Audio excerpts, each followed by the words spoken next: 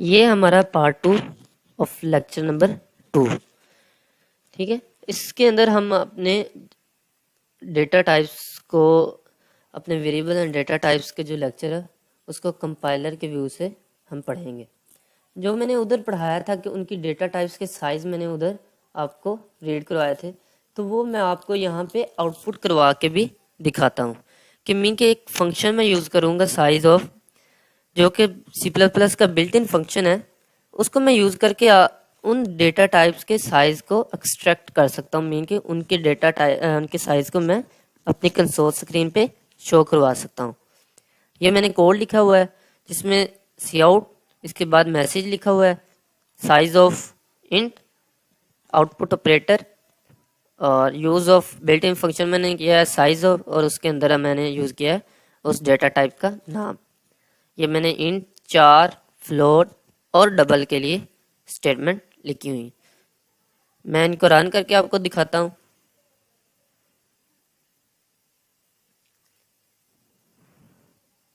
ये देखें आपके सामने शो हो रहा है, size of int is 4, size of char is 1 byte, size of float is 4 bytes and size of double is 8 byte. ठीक है, ये हमने कंपाइलर के ऊपर इनके साइज को डिस्प्ले करवा के वेरीफाई कर लिया।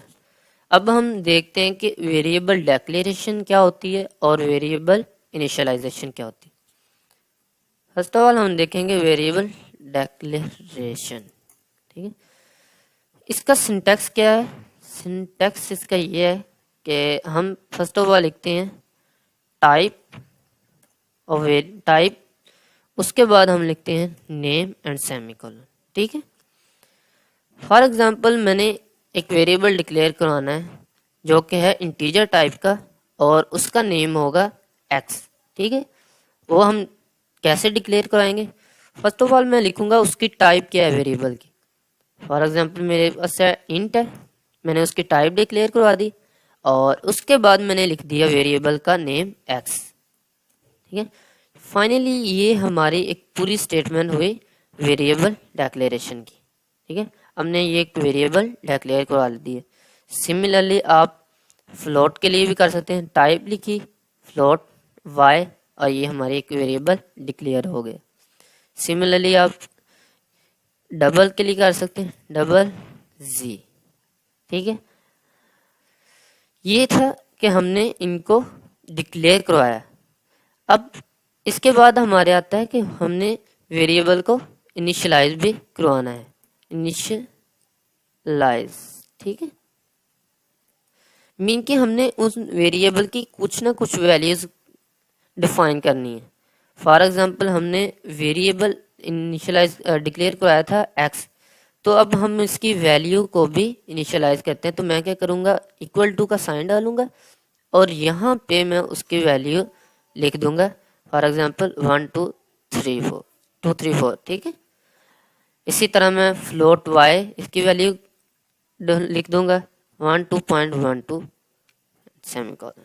ठीक है, तो ये था कि हम किस तरह अपने वेरिएबल को डिक्लेयर करवा सकते हैं और उनको इनिशियलाइज करवा सकते हैं। मैं आपको आउटपुट करवा के दिखा देता हूँ कि हम इनको आउटपुट करवाते हैं। सी आउट मैंने करवाया एक्स, एंड एल कर दिया, सी आउट करवाया मैंने वाई को, एंड एल। देख रहे हैं कि आपके सामने ये इंटीजर के एक्स के अंदर जो वैल्यू स्टोर थी वो डिस्प्ले हो रही है और जो वाई के अंदर वैल्यू थी वो डिस्प्ले हो रही है। तो ये था हमारा वेरिएबल डिक्लेरेशन और इनिशियलाइजेशन का मेथड। अब हम सिंपल एक मैथमेटिक का प्रोग्राम कर लेते हैं ताकि हमारे ये जितना हमने पढ़ा है इस लेक्चर के अंदर वो तमाम रिकैप हो जाए। मैं एक सम का प्रोग्राम करूँगा और एक मल्टीप्लिकेशन का प्रोग्राम करूँगा। ठीक है, मैं कहता हूँ कि एक मेरे पास वेरिएबल है जिसका नाम है एक्स और एक वेरिएबल मैं ले लेता हूँ वाई। ठीक है, अब इन दोनों वेरिएबल के अंदर मैंने यूज़र से इनपुट लेनी है और उनका सम और मल्टीप्लिकेशन मैंने कंसोल स्क्रीन पे डिस्प्ले करवाना है। इनपुट के लिए फंक्शन यूज़ होता है सी इन, मैंने फर्स्ट लेक्चर में आपको बता दिया था सी इन यूज़ होता है। और जिस तरह हमने सी आउट के साथ आउटपुट ऑपरेटर डाले थे, तो सी इन के साथ भी इनपुट ऑपरेटर डालने होते हैं, लेकिन इनकी डायरेक्शन उलट होती है। इनकी डायरेक्शन ऐसे होगी, ठीक है। जब भी हमने कोई इनपुट करवानी है किसी भी वेरिएबल के अंदर, तो हमने ये दो सिंबल्स को डालना है, ठीक है। मैं कहता हूँ कि सी आउट करो, हम मैसेज डिस्प्ले करवाते लेते हैं, एंटर फर्स्ट नंबर, ठीक है, एंटर फर्स्ट नंबर। और अब मैं यूज़र से इनपुट लूँगा किस वेरिएबल के अंदर, हम इंट एक्स के अंदर लेंगे। मैं कर लेता हूँ कंसोल इन करें, इनपुट लें, ये दो सिंबल डालें और किसके अंदर हमने लेनी है, ये एक्स लिख दिया, ठीक है।